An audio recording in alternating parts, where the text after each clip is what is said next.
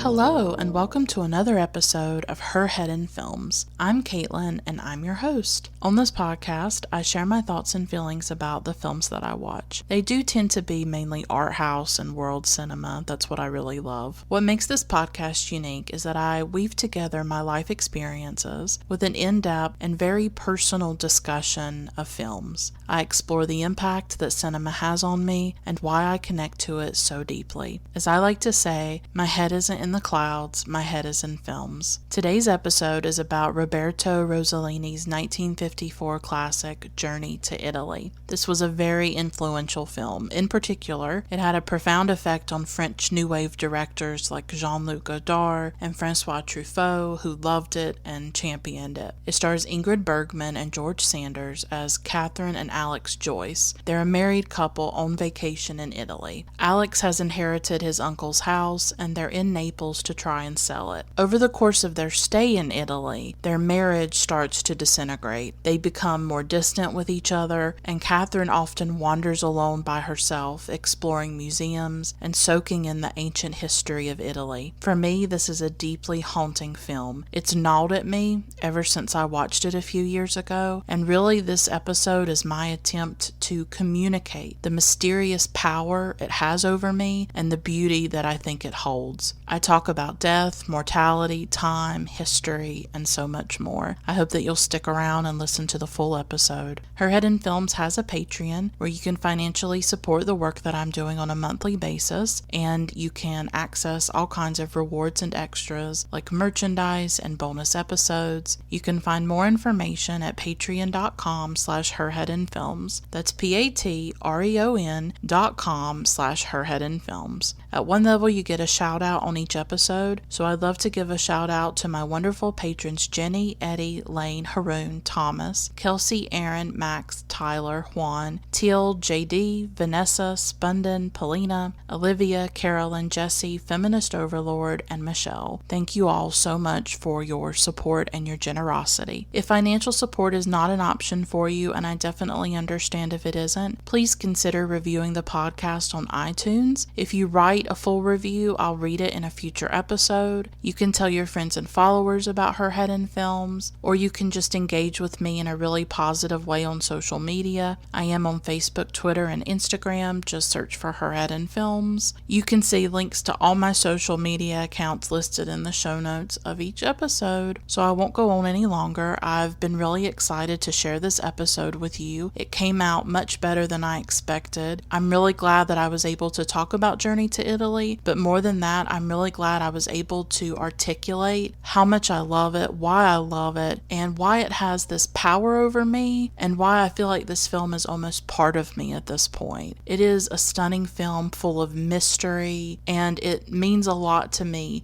to be able to share this discussion with you and to share all of my thoughts and feelings about the film. So here is my episode about Journey to Italy.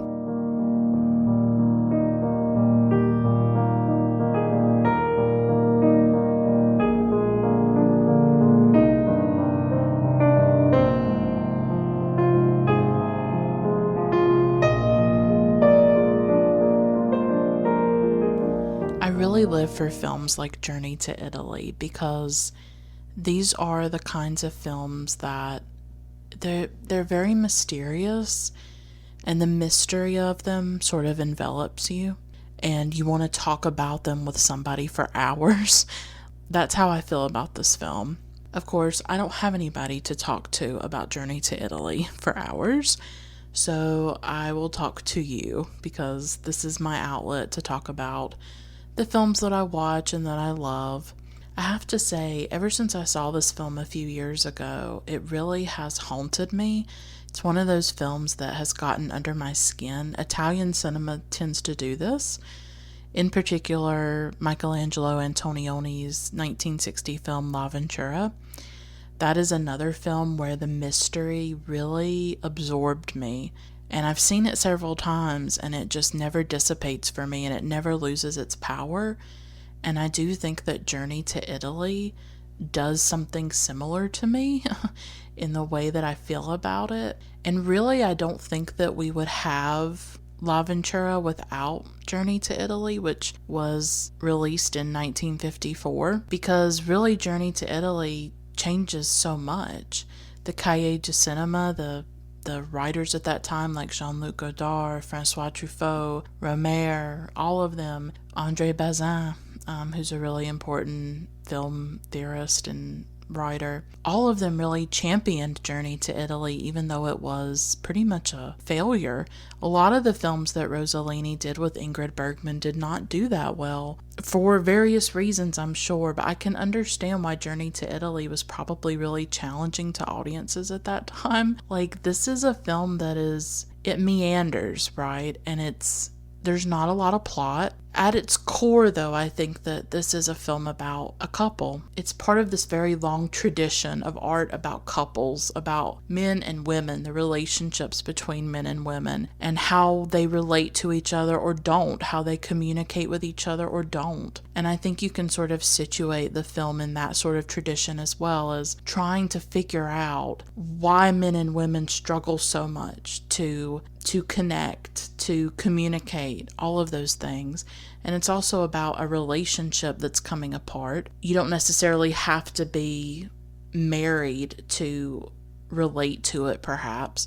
I don't know if I've done a film about a married couple. I'm not sure. I don't cover a lot of films about married people because it's not part of my life or my reality. It's not something I think a lot about. I can't say I was this little girl who was dreaming about her wedding and her knight in shining armor or anything like that. I wouldn't say that I'm interested in marriage or anything like that, really. So it's not a subject that resonates with me all that much personally, but this film just has its claws in me. It has its hooks in me, and it will not let go. Because of the way Rossellini did the film, how it is plotless, how it's not anything that you expect from a film. There's not a lot of action. It's really about this couple who can't really talk to each other. They've been married for a while and there's sort of nothing there between them. They're realizing for the first time now that they're alone together, really alone, just the two of them in this foreign country in Italy. They're realizing that there's nothing really bonding them together. They don't have children, and I'll talk more about that. What is there between them? And it's like these two people are realizing this for the first time, that they've been together all this time, but there's not really anything there. And they're trying to come to terms with that. And then Katherine Joyce, played by Ingrid Bergman, is just wandering around Italy, going to different museums and looking at relics and looking at statues and sculptures from the past, sort of these ancient relics. And that's all that happens, really. It's kind of a difficult film to talk about. Maybe it is a bit similar to L'Avventura in that way, or L'Avventura is similar to it, right? Because it comes after. And L'Avventura is sort of similar in the way that it's about a man and a woman who can't really communicate with each other and can't connect.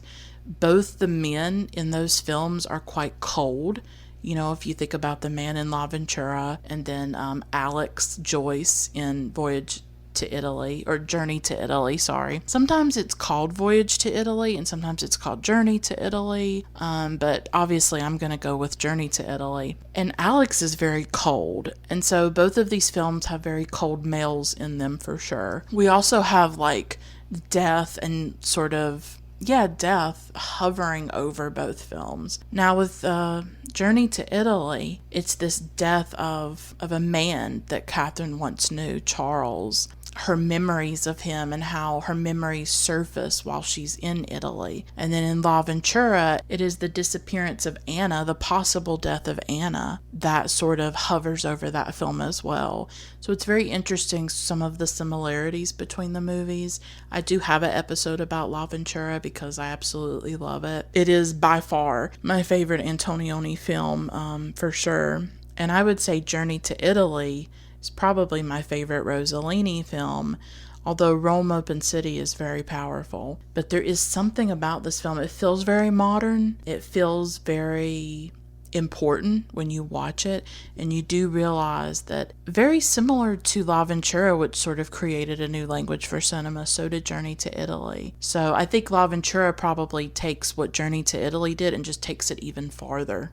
Right? I'm not an expert. These are just my thoughts about it. So this film has just been haunting me for years, and I think it's because of the way that it engages with the past and with those ancient relics and things like that. And I'll get into that when I'm talking more about the film. So our characters are Alex and Katherine Joyce, and they are on a vacation or a trip to Italy because Alex has inherited this house from an uncle, Uncle Homer. And so they go to Naples to sell the house. And that's what precipitates all of this, is their journey to this foreign land, to Italy, that is so different from their own background, right?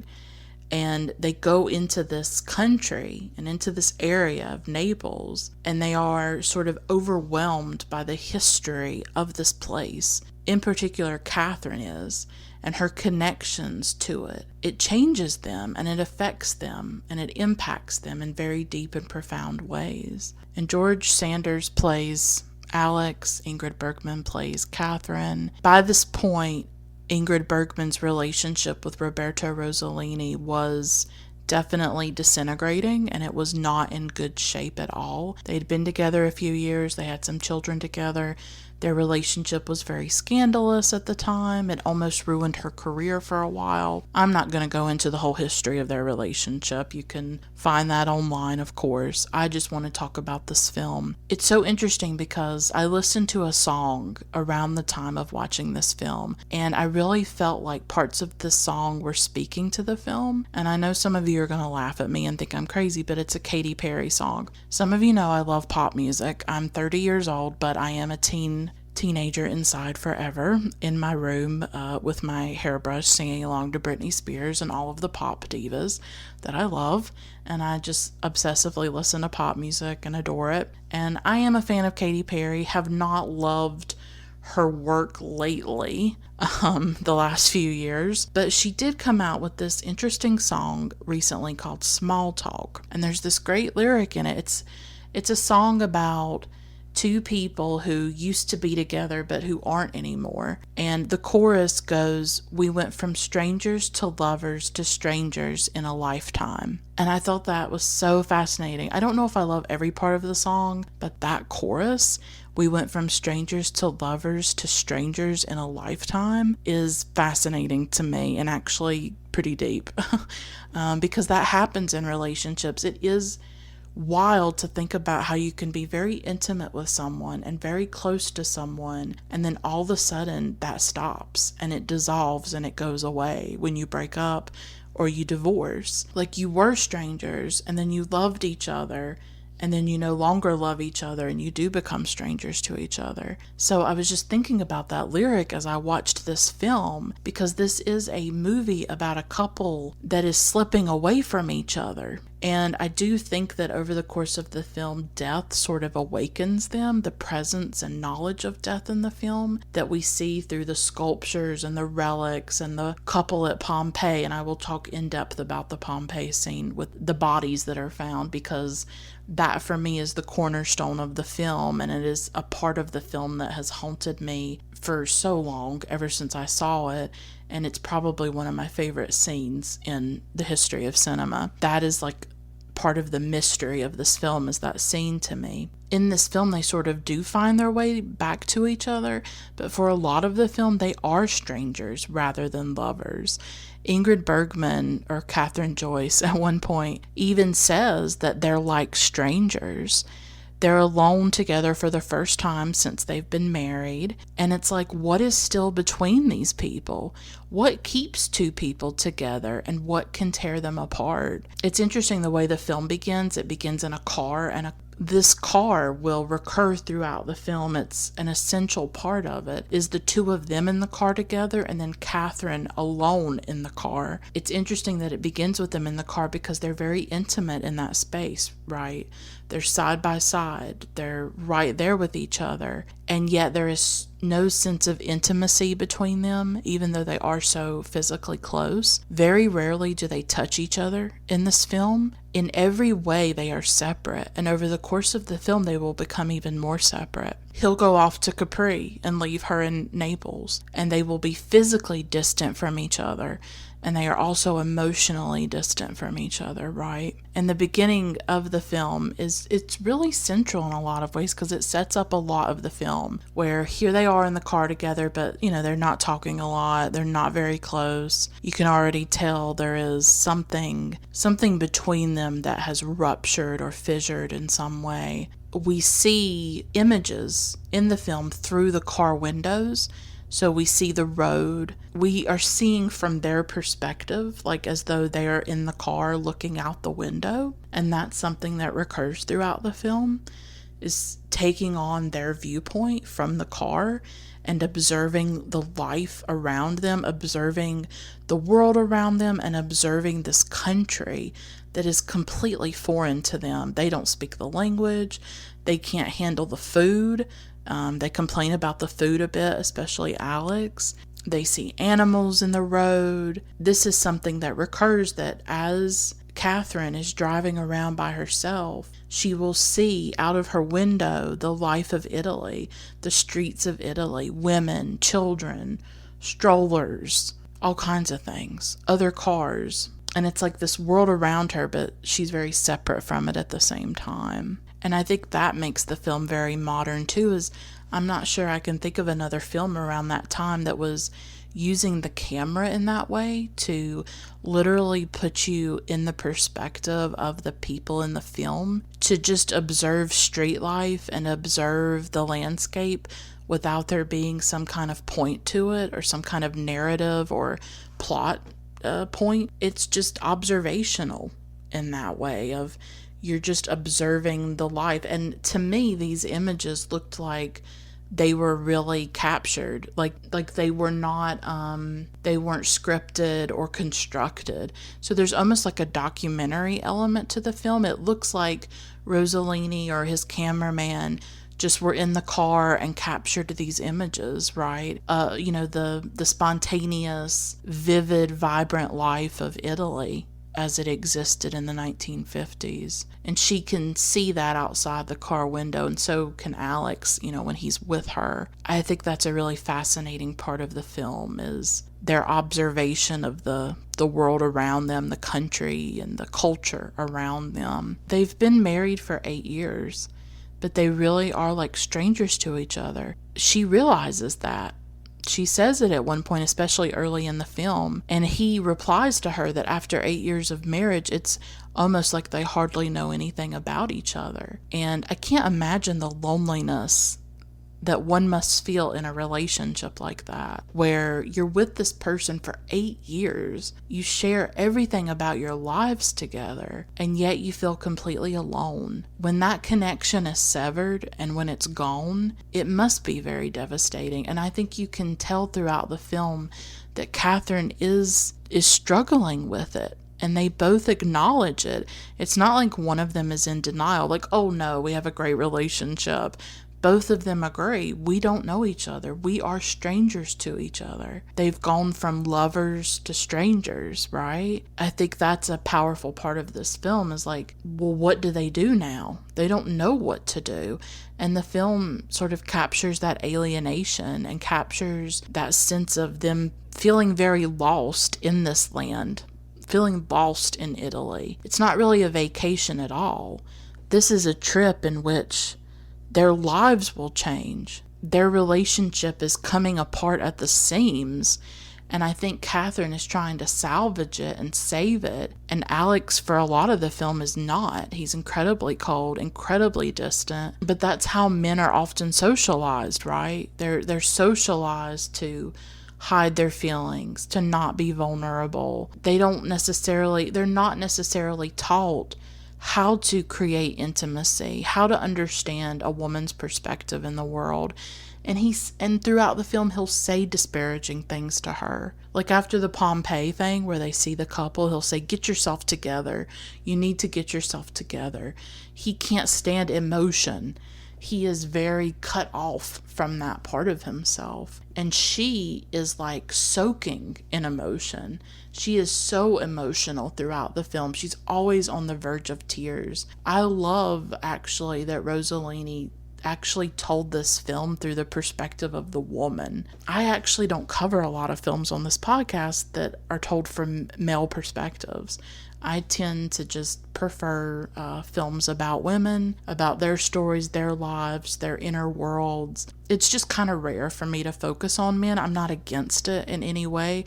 A lot of the directors I cover are men just because that's film history, right? That's what we have. A lot of men have directed a lot of what's considered the classic films. But I cover a lot of female directors as well. I love that this film could have been told from Alex's perspective, and I feel like it's much more geared towards Katherine, although we see both perspectives. When he goes off to Capri, we do see him in Capri. But to me, Katherine she's the driving force of the film. She has this energy about her, this emotion, this vulnerability. This is like a very wounded woman, and I'm always attracted to that. Like, that resonates with me. A woman who's wounded, a woman who is like barely containing herself and her emotions. And why shouldn't she be upset? Her husband's being very cold to her. Throughout the film, she'll say things like, he's such a brute, or I hate him, I despise him, because she's hurt. She's hurt by the distance she can feel between the two of them. In one scene, she talks about how he always has criticism in his eyes when he looks at her. She's unraveling because her relationship with him is unraveling. And maybe she's like questioning the last 8 years of like, what did I see in him? Why did I choose him? Why am I with him? Maybe some of those questions are coming out on this trip.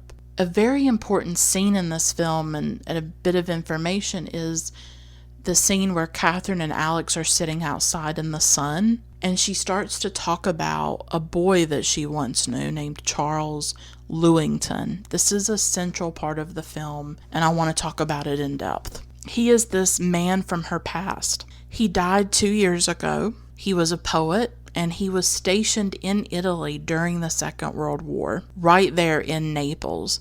So she is in a landscape where this other man was also at one point. And she knew Charles before she knew Alex. And she tells Alex that on the eve of their wedding, Charles came to her window. It was raining. He was shivering, and she recalls the scene as being one that was very romantic, that he had, quote, braved the rain to see me, unquote. It's like Charles has this romantic nature to him that Alex completely lacks. And he was a poet, and Alex even mocks him for being a poet. And I feel like as soon as she tells this story about Charles, that now Charles is between them. He's like this phantom that is thick in the air between these two people. And this scene is very reminiscent of a scene from one of my favorite short stories, if not my favorite short story. I don't know if it's my number one favorite short story. I have a few I'd put above it, like maybe something by Catherine Mansfield, who's one of my favorite writers. But The Dead is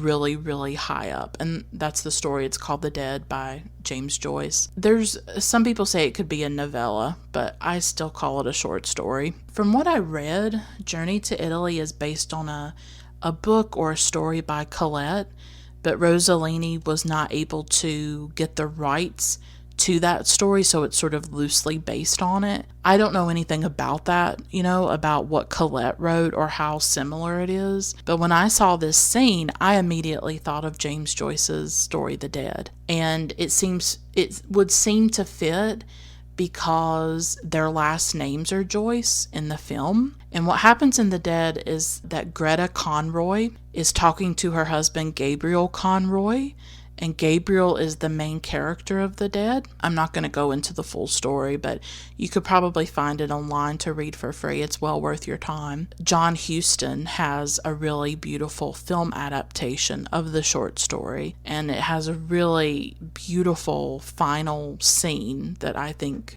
John Huston did a really good job, and it stars Angelica Huston as well, his daughter. So Greta Conroy is talking to her husband Gabriel about a boy that she knew from her youth. His name was Michael Fury, and he came to see her on a cold and rainy day. As a result, he becomes ill and he dies after coming to see her. I think she was leaving or something, and he came to see her. She was very in love with Michael Fury. A song that she heard at the party that her and Gabriel were at reminded her of this boy, of like probably her first love or one of her first loves. Really, how can anybody compete with that kind of romantic gesture, that kind of dedication that a boy died for you? like he went out in the rain and became ill and died because he just had to see you. So for Greta in that story, Michael Fury is a very powerful memory in her life. And when I read the story, it felt to me like Michael was almost this ghost haunting them. Like once Gabriel knew about Michael Fury, that he felt like maybe he didn't fully know Greta the way that he thought he did. Like here was this story that his wife was telling him, and he knew nothing about it. You could feel like this distance between them now, of like, here is this boy that he didn't know about and that she maybe dreams about or thinks about, and she has these memories of. And how can he compete with that? How can he compete with that sort of romantic fantasy? That was just my interpretation of it. And so when Katherine talks about Charles Lewington to Alex, I felt something similar happening. I mean, they're already distant from each other. They're already crumbling and disintegrating as a couple. But when she talks about Charles, it's just like immediately, like the wall grows larger between them, because Italy for her becomes a place of memory, like a landscape of memory, because she is thinking of Charles, because that was where he was stationed during the Second World War. And when she goes to these museums, he wrote poems about certain relics or statues in these museums. And the reason that she's going to them is so that she can experience them, not just through his poems, but in real life. His poetry is almost like a guide for her, almost like an itinerary as she wanders around Italy and goes to these different places. She even quotes his poetry to Alex. His poetry is part of her. She said that she copied it out for herself, so it meant something to her. So she has this relationship with Charles that Alex didn't even know about. He's been with her 8 years. They're lovers. They are partners. And yet here is this part of her that he knew nothing about. Because do we really ever know another person? I know that's a cliche thing to say, but maybe that's part of the mystery of this film, is the mystery of people, the mysteries that we are to one another, and that maybe we can never truly fathom another person or something like that. I just have always been moved by this scene where she's talking about Charles, because it's so reminiscent of The Dead by James Joyce. I mean, that's what I think about. That's my reference point for it. And I think that she's thinking about Charles, not just because they're in Naples and he wrote about Naples, but that the estrangement and the distance from Alex awakens the memories of Charles. Perhaps she's imagining what her life would have been like if she'd married him instead. Perhaps she regrets choosing Alex when another man showed much more passion and romance towards her. Alex is very cold, as I said before. She calls him a brute. She thinks he should be punished for his pride. There's a scene where she says he knows little about life. She speaks out loud to herself when she's alone, and she curses. She curses Alex because she's so mad at him.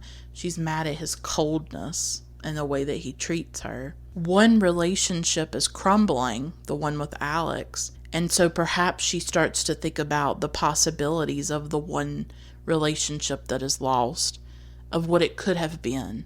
But she'll never know because Charles is dead. And Charles's death, not just Charles's life, but his death, hangs over her. That I think she is haunted by him because he is dead. Because she'll never know what her life could have been like with him if she had chosen to be with him instead of Alex. So the death of Charles and the death just in Italy is all around her. Death sort of envelops her in this film, and maybe that's another part of the mystery of the film is death, and how omnipresent and real and tangible it feels in Italy, and especially when she's in those museums and she's touching these relics from the past. She's connected to the past, but in order to be connected to the past, you have to acknowledge and recognize death. You have to understand that things that are hundreds of years old were created by people who are dead. And it awakens your own sense of mortality, I think. She goes to one museum that has art and sculpture that was found in Pompeii. And many of you probably know about Pompeii. It was like an ancient Roman city, and it was near Naples, according to Wikipedia. It happened in AD 79, and it was buried after the eruption of Mount Vesuvius. And all kinds of volcanic ash and pumice came down, and it buried Pompeii, and lots of people died and all of that. I mean, I'm not going to go into the in-depth history about it, but it is a really important part of the film is Pompeii, which I think reminds us of the fragility of life. Here were these people in Pompeii just going about their lives, and then the volcano erupts, people die. It's so terrible. And volcanoes kind of recur throughout Rossellini's work, because he has another film with Ingrid Bergman called Stromboli. She plays like a refugee or a displaced person who marries an Italian man and goes to live on this island that has a volcano. Sort of the people of this community live in the shadow of this volcano, and so it plays a big part in that film. And then of course Vesuvius and Pompeii are a big part of this film, of the death of these people like thousands of years ago. And yet here are certain relics that remain. Here are artifacts that we have from Pompeii, and we have the shapes of their bodies. We don't have their bodies, we have the shapes of their bodies in this film. So they're dead, but they're present. It's like the presence of absence. Like, here is this community that was wiped off the earth, but here are these artifacts that remind us of them. She has to confront that. Katherine has to confront history in that way. And when she's in this museum with all the different sculptures, the camera like floats across the sculptures of various famous people. There are like these busts of their faces. There is a woman's body sculpted in stone. You feel the immensity of history. You're really confronting it. These artifacts are thousands of years old, and you have to wonder if Katherine is like thinking of her mortality. Some of these statues tower over her. They are just massive, and she looks so small in comparison when she's walking through this museum. Maybe she's thinking about how Charles saw these same figures and maybe wrote about them in his poetry. She even talks to Alex about the experience. I think she's trying to share her inner life with him. She's trying to share her feelings. And so often, men don't let women do that. I'm just speaking from my own experiences of things that I've gone through, encounters I've had, the way that women's lives, the way women's thoughts and feelings are so marginalized and dismissed and silenced in this world. It's a frustrating feeling to be a woman and to have your experiences devalued. And when you want to talk about your feelings, or you want to talk about something you've experienced with a man, it can be difficult. It can be very difficult, in fact. I could relate to that about Katherine, where she's trying to share this with Alex, and he's as cold as that stone is. he doesn't really care. She talks to him about the sculptures and how these were men who lived thousands of years ago, but they're just like the men of today. I'm sort of paraphrasing her. The stone is there, the stone remains, but the living, breathing bodies that they represent or that created them are gone. The art lives on, but the artist can't. It's just the ultimate representation of our mortality and the fragility of our lives, the temporary nature of our lives. I mean, what are we up against that kind of history? Up against thousands of years? Like, what are we? Like, we're just this flicker. We're just this flickering thing that's gone so quickly. It scares me at times.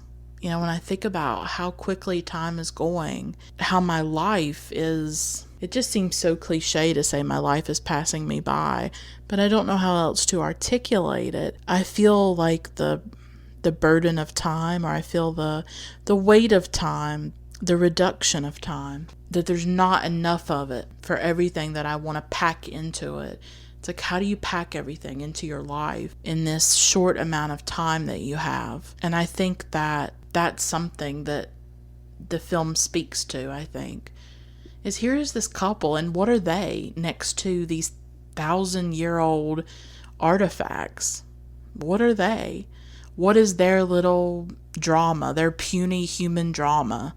That they can't love each other, they can't get along. I mean, our lives are so small in the end, and yet they're not small at all, at least not to us, not as we are living our lives, right? It's only against the backdrop of history that we realize how tiny we are. Or when you look up at the stars and you think about the cosmos and the universe and about billions of years, right?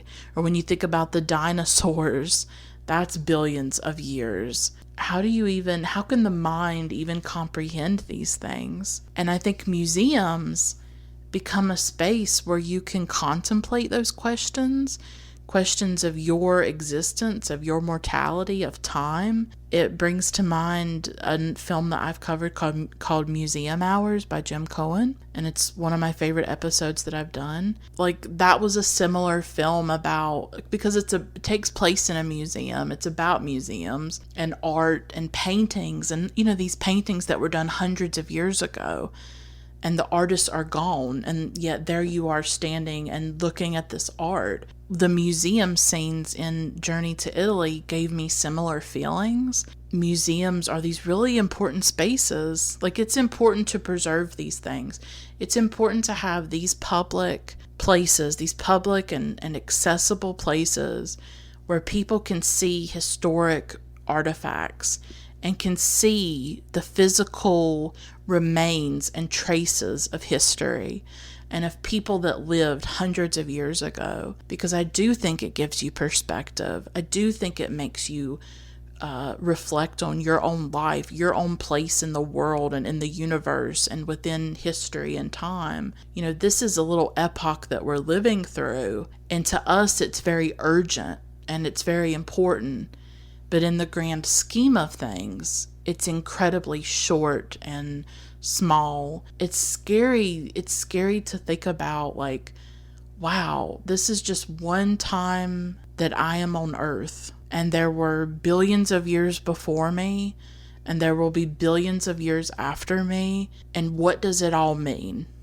And I'm an atheist, and I'm not religious, and I don't have the comfort of religion. I do believe that when we're gone, we're gone. And that's not an easy thing to believe. It would be really, really comforting to think that all of this has a grand purpose and there's some bearded man in the sky that's going to make sense of all this. But I don't believe that. And in the absence of that, what do you do? I think all that maybe people like me can do is look at history, try to hold on to our sense of wonder and awe, and not be completely terrified, but it is terrifying. But there's also something really grand and beautiful about it. When you look at the stars, when you think about, wow, I'm here. This is amazing that I'm here and I'm experiencing these things, and I get to watch Journey to Italy and I get to experience this great art, because art always makes me feel my most alive, next to obviously spending time with my mom or something, because she's my everything, and my mom is my best friend and I love her deeply. But when I am engaging with art, that's when I feel like solace and comfort. That's why this film speaks to me, is the scenes at the museum. That's the mystery in the film.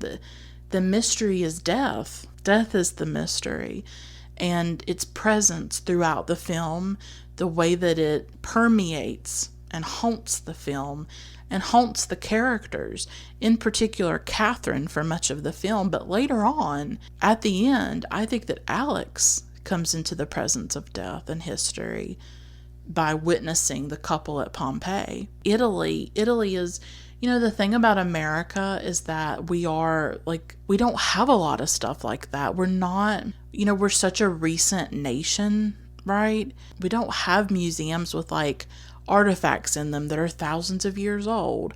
I mean, there might be out there. I haven't gone to a lot of museums, but in Italy or places in Europe, or if you think of like Stonehenge, it seems like places throughout Europe and other countries, they have more of a connection to like the ancient past or ancient history, but especially Italy. It hovers over the film. It haunts the film. Katherine is feeling all of these things. She tries to tell him. I don't think he really cares. Much of the film is through her eyes, and she is this wife desperately trying to reach her husband, I think, to connect with him, but he won't let her in, and maybe she doesn't know how to connect either. I mean, to me, this is a big film about the inability to connect with another person. You're right there. You're right in the room together. You're in the car together, and yet you might as well just be strangers because there's nothing there.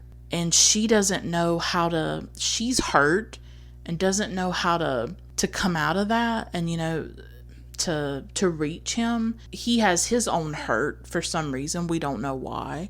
We don't totally know why the relationship is crumbling. As soon as we see them in the car, there just seems to be something there between them, of something is not right between these two people. But you can't put your finger on it, and you don't know exactly why they're not getting along, but they're just not. Gradually throughout the film, it builds and it comes to a head at certain times, like when they get in a big fight at their hotel room, and he thinks it's best that they should stay away from each other or be away from each other, and he says he's going to go to Capri, and so he jets off to Capri and leaves her alone. And so much of the film is about her driving around alone and going to museums and looking at artifacts by herself. So she's confronting these really enormous things, these sculptures, these sulfur springs, these different artifacts. I bet she can't even put it into language what she's feeling. That's the brilliance of Ingrid Bergman, is that it's all in her face and her eyes. And you can tell that this woman something's being awakened in her. Something is being stirred in her by her confrontations with history and with death in these spaces like the catacombs. And I'll talk about the catacombs in a little bit because that's such a powerful scene. Things are being stirred in her, and she doesn't know how to describe it. I bet she can't even put a name to it, to what she feels inside. That's the thing about this film. It suggests a vast interior turmoil in Katherine, to me. I feel like this woman is coming apart in some ways because she's losing so much. She's losing Alex. And then I think she's also not able to understand all of the emotions, like why she's so emotional, because she's thinking of Charles, and Charles recently died. So her grief is coming up too, right? Maybe when he died 2 years ago, she didn't really grieve for him. Maybe she couldn't. But now that she is in a landscape that he once traveled, seeing artifacts and statues and sculptures and forms of art and different sites that he wrote about in his poetry, it's like she's reconnecting with him.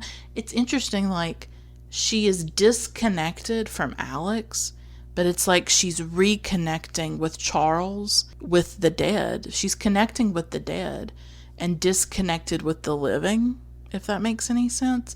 Like, here is her husband, Alex. He is living. He is a real live man, and she can't connect with him at all. But when she thinks about Charles, who's dead, that's who she connects to. She connects to his poetry. She even recites it throughout the film several times. It's like these verses are part of her. They're like in her head. And that's maybe who she feels more connected to instead of her actual husband. And it's because there's something electric about Naples, or the area around Naples. There is something electric in this landscape for her, that when she enters it, it charges her body, it electrifies her body. It feels that way to me, that like she is charged with something when she is in this place. And when she goes to these museums, her inner emotions are so present on Ingrid Bergman's face, in her eyes, in the way that she looks at things, in the moments when she's overcome with emotion and begins to cry. She doesn't know how to handle everything that it's stirring inside of her, because she really is a woman alone. This is a woman who is alone, driving alone, going to museums alone. Even though she's married, she might as well be alone, because Alex is absent. He is not present with her. He doesn't go to any of the museums with her until Pompeii at the end. He is just so separate from her. They're separate from each other. And we see that in the sequence where he's in Capri, right? And we see how different their lives are. I mean, here she is going to museums, driving, looking at the city life, the streets. She comes across every drive is different for her. It's like on every drive to a different museum or a different site, she sees something different. Like one time she sees just women, I think one time she sees couples. I think it's right after they have a fight and she's driving somewhere, and everywhere she looks there's couples all around her. And then another time she's driving and she sees like pregnant women. She sees a lot of pregnant women with children, and she doesn't have children with Alex. And we don't know if that was like a choice or they were just unable to conceive, but it seems to be something unspoken between them. Maybe they did want a child. Maybe they would feel more connected to each other if they had that. They just don't have that in the film for a lot of the film. And her drives are just so interesting because it seems like she often in the drives confronts things, like seeing couples in love, couples kissing, couples in each other's arms, and then her and Alex are so distant from each other. It's a reminder of what she lacks. It's a reminder of what she doesn't have. And it's the same thing seeing the pregnant women or the children. It's a reminder of what she doesn't have in her life. And often in the car she's talking about Alex, how she doesn't like him, how he's a fool. And she says, I think at one point, all men are like him. Like, she thinks men are bad, because of her experience with Alex. And she hates him, and he's silly, and he's cruel, and all of these things. Like, she feels unloved by him. She feels disposed. She feels like probably she was just thrown away by him, that he doesn't care about her. He doesn't want to save the marriage at all. He's not even trying. So I think she has every right to feel the way she does. She feels locked out of his life, that he's keeping her out no matter what she does. Even when she tries to connect or share things with him or talk to him or anything like that, he's very curt and very short with her. Oh God, men like that. I've encountered men like that even in my family, and it's just, you feel like you're on eggshells around them, right? Like men who will not speak to you or acknowledge you, and you just feel like every time they look at you, they are looking down on you, like you're beneath them or something like that. And I have encountered that myself, and it's a terrible feeling. And to have that from your own husband, I mean, I'm very sympathetic to Katherine in this film, obviously. He is cold to her and cruel at times, and she's very wounded by it. Very wounded. And that comes out, like, we as women, it's hard for us to express our rage often. It's not permissible. It's not polite to be angry or to lash out or to say what we are really feeling. It can be very difficult for women to do that. And so the car and by herself gives her this space to vent. She doesn't have any friends with her or anything. So when she's speaking out loud and calling him silly and cruel and she hates him and all of this stuff, it's like she's venting. She's able to say the way that she truly feels about him within a safe space of the car. Nobody's going to hear her. Nobody's going to know. But she can say it and get it out. But she can't say it to his face, although at times she does. At times, one time I think she tells him, you don't realize how cruel you can be towards me. So there are times when she stands up to him and, lets him know, like, you're not treating me right. And she notices when he flirts with women, and there's a scene where they're out with friends and he's over there flirting with a girl, and she notices. And she is jealous, and it does upset her. She does tell him at times. But the car tends to be the place where she can vent some of her anger and her rage about the way that he's treating her. And their time away from each other, she's going to museums and learning about history. As is typical, he's basically partying, hanging out with, like, embarrassingly younger people. He does not fit with this group of people who are, like, extremely young, like in their 20s. And at one point when he returns to Naples, he sort of picks another woman up, but nothing happens with her.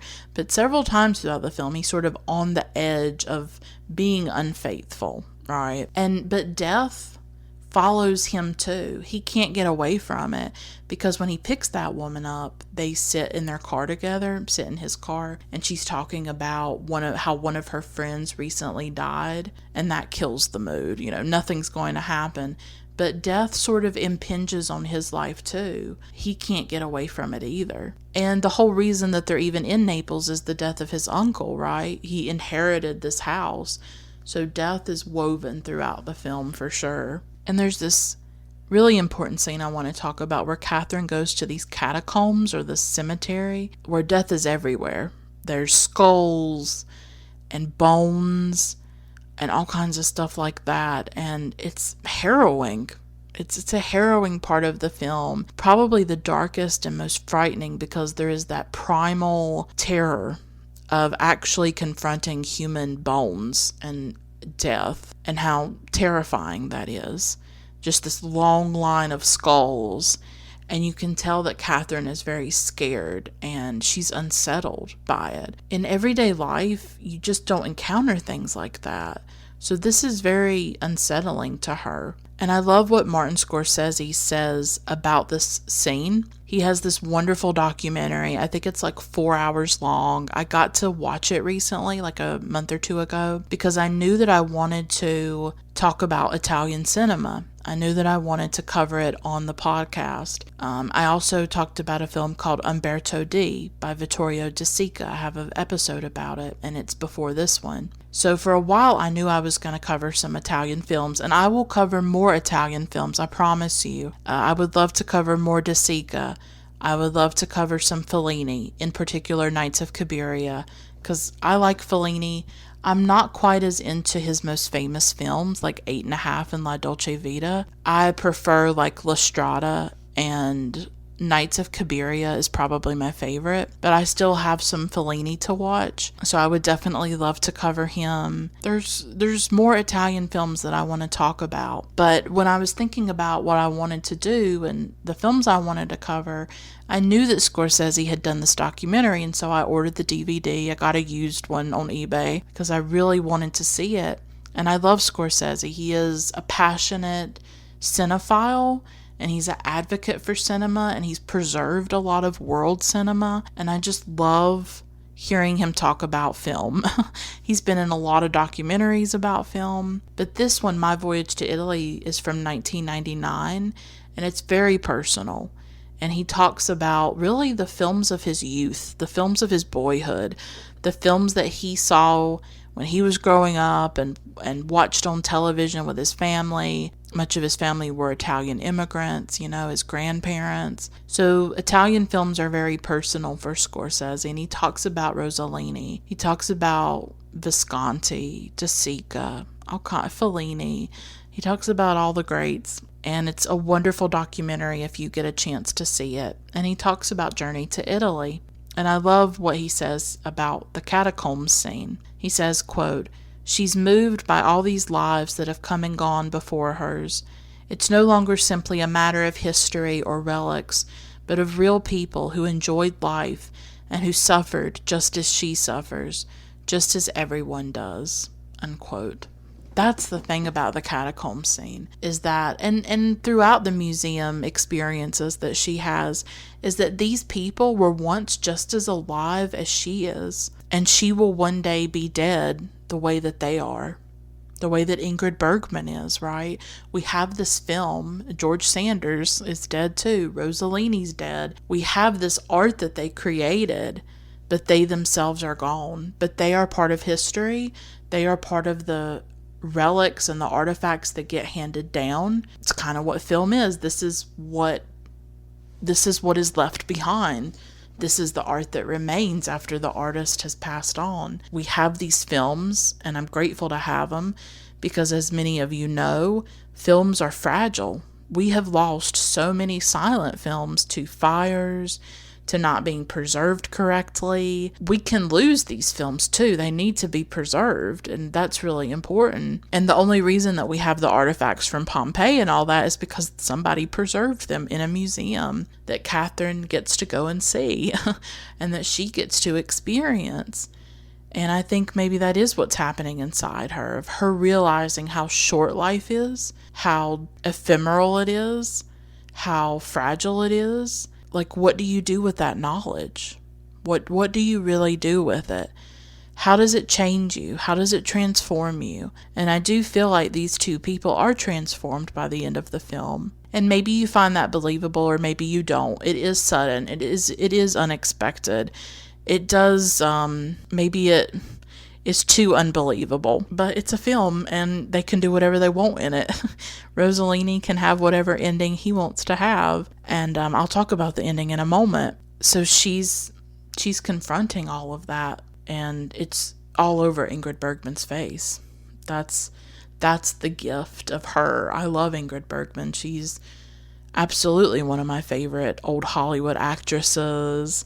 Love the work she did with Rossellini. Love the work she did in Hollywood. All of it. She was a very brilliant woman, and I definitely recommend a recent documentary called Ingrid Bergman in Her Own Words. It's a great documentary, has interviews with Isabella Rossellini and her other children, and it uses home movies that Ingrid Bergman herself took, and uses excerpts from her diaries and journals that are read by Alicia Vikander. So it's a really good film, and I watched it several years ago, and it'll just make you fall even more in love with Ingrid Bergman, because she was an extraordinary woman. She was a complicated and complex woman. She had a complicated relationship with her children. Another Ingrid Bergman film that I've covered on the podcast is Autumn Sonata, where she worked with Ingmar Bergman. It's one of my favorite Ingmar Bergman films. She stars in it with Liv Ullmann, another lady that I love. Ingrid just gives an amazing performance in this film. In My Voyage to Italy, Scorsese also quotes Rossellini about Journey to Italy. Rossellini said, quote, "Death doesn't exist here because it's a living thing in Italy. It's a different kind of civilization. There's a different meaning to things here," unquote. So he's talking about Italy. I've never been to Italy, but I dream of Italy. I have to be honest with you. I love films about Italy. I've covered several films that take place in Italy, whether it is Call Me By Your Name or Summertime by David Lean, and it stars Katharine Hepburn. It's such a beautiful film. Unrelated by Joanna Hogg, about a woman going on vacation in Tuscany, I think. I've covered other Italian cinema like Umberto D and La Ventura, and a special day. So I've covered some Italian films, and Italy is a place that fascinates me. I would love to visit it one day. I've always wanted to go to Europe, and I would want to go to all the museums. I would want to experience all the history, because ever since I was a child, I have just loved history. And I used to be fascinated with archaeology when I was younger. I used to love watching like the Discovery Channel and the National Geographic Channel, and I used to read Smithsonian Magazine where they would talk sometimes about archaeology and also other things about history and ancient history. And I used to watch documentaries about Pompeii and the Romans and all kinds of stuff like that. It really deeply fascinated me. And so history has always been something that interested me. I don't know enough about all of the different history out there, but I've always been someone who craved knowledge. And so Italy always felt to me, or I guess Europe in general, always felt to me like a place of ruins, a place of relics and artifacts and museums, and a place where history, especially ancient history from thousands of years ago, was always very recent, always very present in those cultures. Or I would love to go to England. I'd love to go to Britain, go to different places there like Stonehenge and all kinds of places like that. Throughout the UK. That would be a big dream of mine. I'd love to go to Ireland, Scotland, everywhere. Cornwall. Oh my God, a dream of Cornwall. I would love to. I mean, in my mind, I have this dream life. I mean, if you're a new listener, you might not know about my struggles, but I do have agoraphobia. I do struggle a lot with anxiety, things like that. So I'm pretty isolated, and I have not traveled much at all. I have not been out of the United States. Not because I don't want to, but I have health issues. I have physical health issues that pretty much make it difficult, and don't have the funds for it, the money for it, plus my own anxiety and just my difficulties. But in my mind, I dream of these places, and Italy is a big place that I dream of.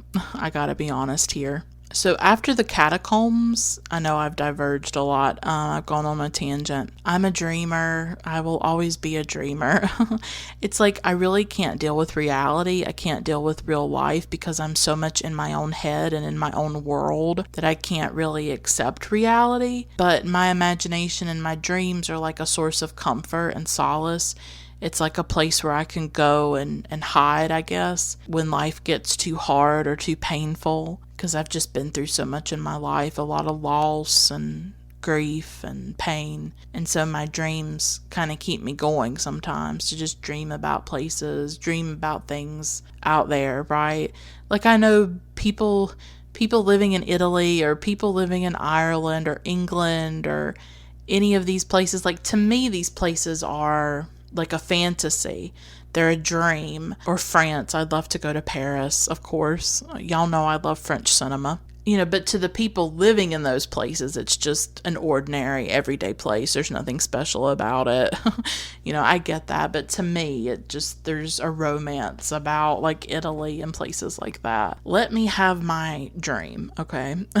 Don't take my dreams away. So after the catacombs, Alex and Katherine get in this argument. He's mad that she took the car to go to the catacombs. And in the course of their argument, he mentions Charles. So it's very clear at this point why he has not liked her trips to the museums, because he senses that it's her searching for Charles in a way, that she's trying to connect with Charles through the places that he wrote about in his poetry.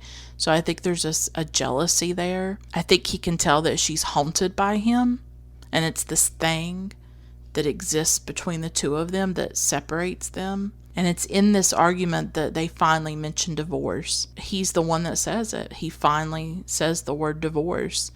And it's this thing that has been hovering over them during the entire vacation, that these two people cannot go back to their everyday lives after this trip, after this journey. It's a journey to Italy. It's a journey to a foreign land, but it's also like a journey. It's a journey that they're taking too in their relationship, and they're not going to be the same afterwards. They cannot go back to their lives as they were before this trip. at all. They just can't. Now, as they're arguing, a friend shows up and he wants to take them to Pompeii.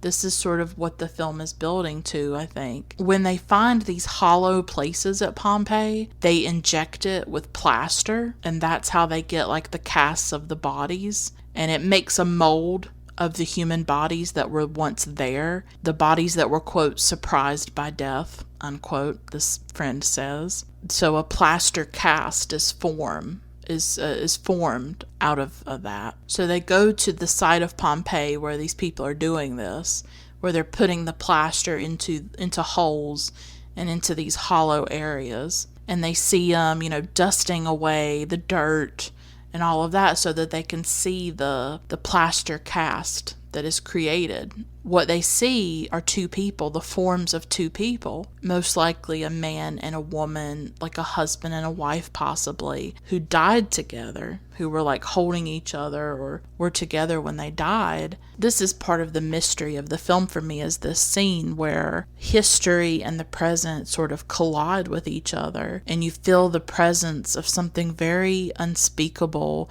something very enormous, which is death, yes, but is also like your connection to the past. Like, here you are this living, breathing person, and you're looking at people who have died. You're looking at a plaster cast of their bodies.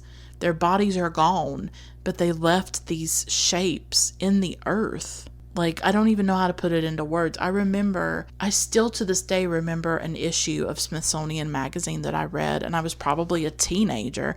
Maybe not a teenager, maybe 20-something. I can't, it has to have been a while. And it was about these bog bodies that were found. There are these bodies that are found in peat bogs, and some of them are like from thousands of years ago. And some of these people died very violent deaths. I will link the Smithsonian article about it in the show notes of this episode, because there's a really long article about these bog bodies, but they are incredibly haunting. I'll never get over it, honestly. They are mummified, so it is their skin, or what looks like skin, is still there. Their bones, their bodies, their faces are still intact, but they are completely mummified. And they've just been found in different places, like in Europe and all over the world, really. And if you haven't heard of bog bodies before, the bog people, definitely look into it, because the images and the photos of them are just incredibly haunting. I don't even know how to speak about it or talk about it, but when I saw this scene in the film with the Pompeii people and their bodies, it reminded me of the ones in the bogs. It's just, I can't even talk about it, how much it haunts me.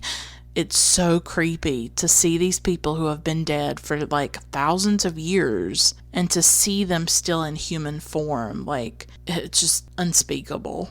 After they see these bodies, it's a jarring moment where they see them. And I do think it's a kind of awakening for both of them. She's very overwhelmed with emotion. And Alex himself even says that it was very moving. So this is like the first time in the film where we get some kind of emotion from Alex. We get like something out of this person, of what he might be feeling, or what his inner life or inner world might be, because it's withheld for a lot of the film, and it's not accessible to us as viewers the way we might feel more connected to Katherine. And at one point she says, life is so short, and he says, that's why one should make the most of it. So they're both feeling a bit overwhelmed by it, but he tells her that she needs to get herself together. She needs to get her emotions in check.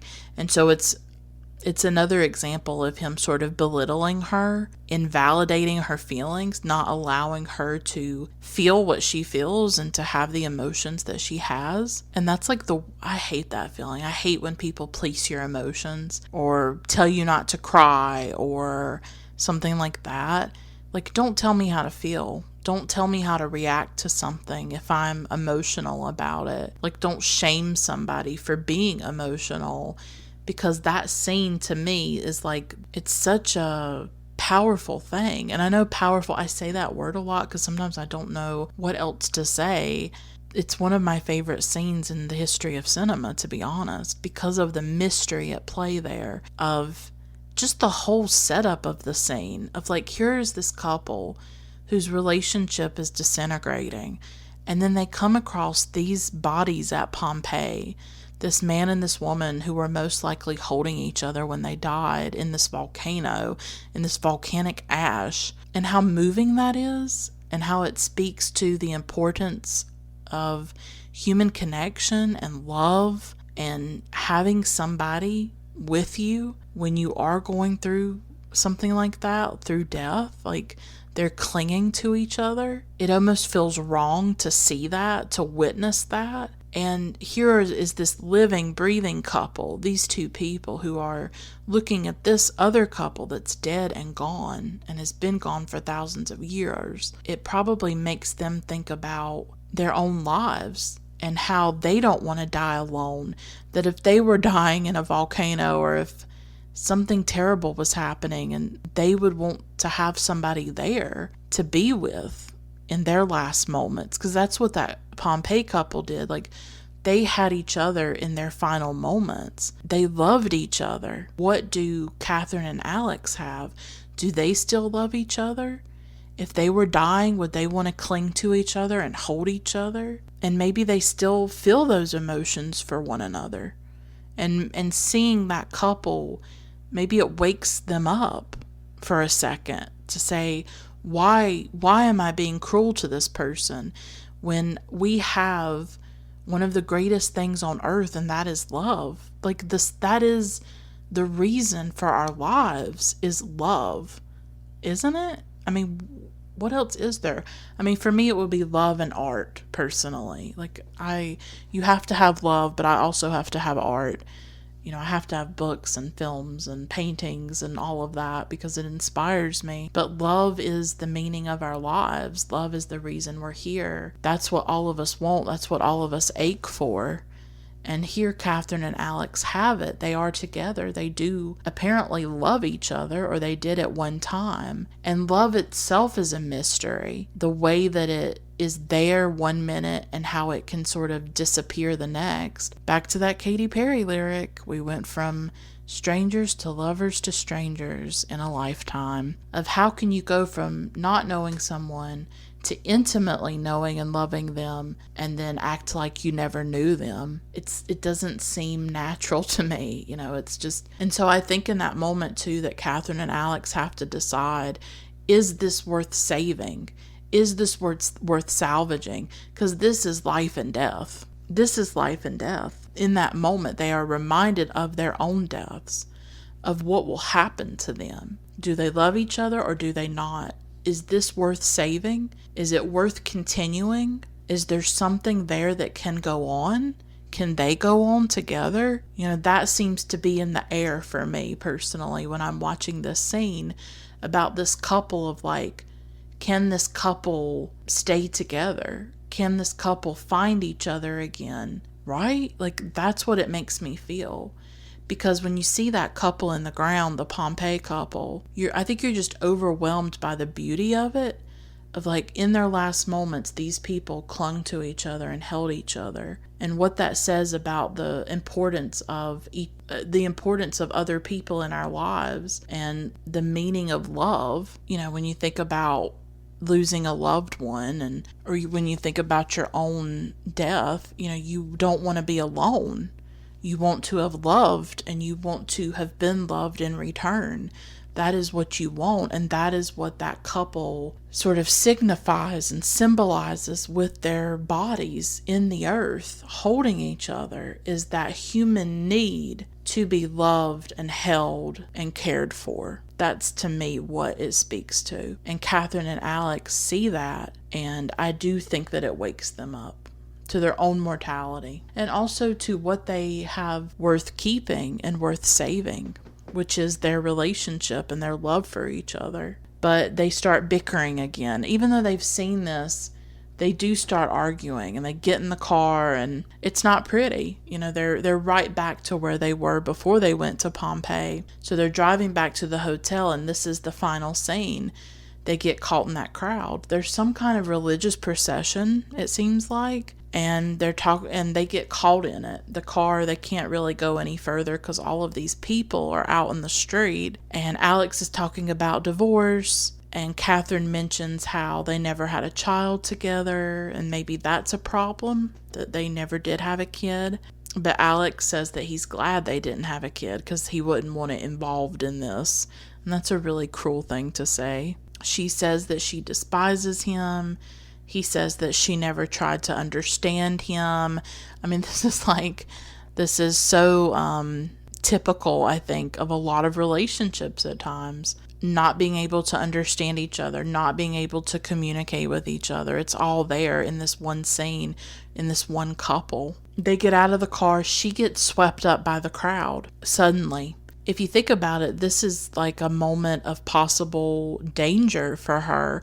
She could get crushed. She could get stampeded. She could fall and suffocate. I mean, this is a scary moment for her where she could die possibly, or she could get seriously injured. And it is a moment of fear. She's reaching out and she's calling his name. That to me indicates that she still loves him, that in her moment of fear and her moment of terror and something scary happened, that's who she reaches for, is Alex. That's who she wants to save her and comfort her, just the way that the couple at Pompeii comforted each other in their final moments. So he goes after her. So they do still care for each other. That's the thing, is that this very scary, sudden, unexpected moment, coupled with seeing the Pompeii couple, it brings something to the surface. There's this eruption or this explosion inside them, I think, of affection, of remembering why they love each other, why they're married,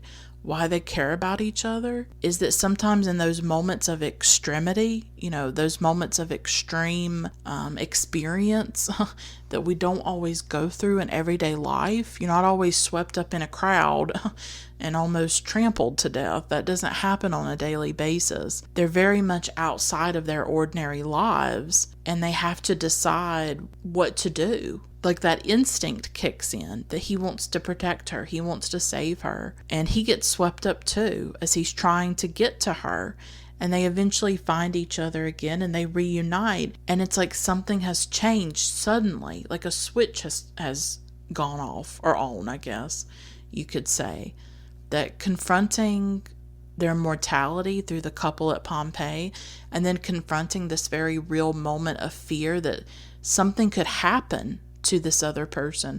Because sometimes I don't think you realize how much you love somebody until they are endangered or they are threatened. You're going on about your life and you love people, and of course, but I don't think you sometimes know the depth of it until you're faced with possibly losing them. And I know it's cliche to say that, the Joni Mitchell song, right? You don't know what you've got till it's gone. But it's kind of true that when the thing that you love is endangered and when it could be lost, that is the moment at which you realize how much you loved that person. And I've gone through that. When I lost my father as a teenager, when I was 16, he died. And I loved him. I knew that I loved him, but I didn't know the depth of that love until he was gone, until I no longer had him anymore. And sometimes, unfortunately, it takes that. It takes almost losing somebody or actually losing them for you to understand how much they meant to you. And of course, I would urge you to not let it get to that point.